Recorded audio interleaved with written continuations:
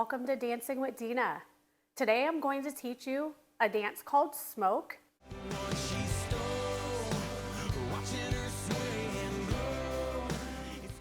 Your weight is on your right. You're going to slide left, touch right.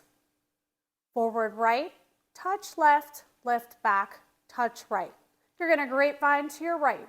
So it's right, behind, right, touch. Do a grapevine left.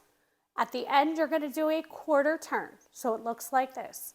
Left, behind, quarter turn, take the weight left, touch right. Let's go ahead and put that 8 count together. Weight is on your right.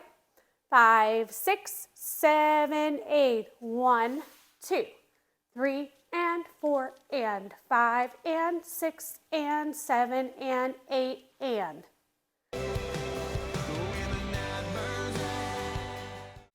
You're going to slide to your right, touch left, do a weave to your left. Left, behind, left, cross. You're going to slide left, touch right. You're going to do a grapevine to the right with a half turn. So right, behind, right, half turn right, turn. By the count, weight is on your left. 5, 6, 7, 8. 1, 2, 3, and 4, and 5, 6, 7, and 8, and.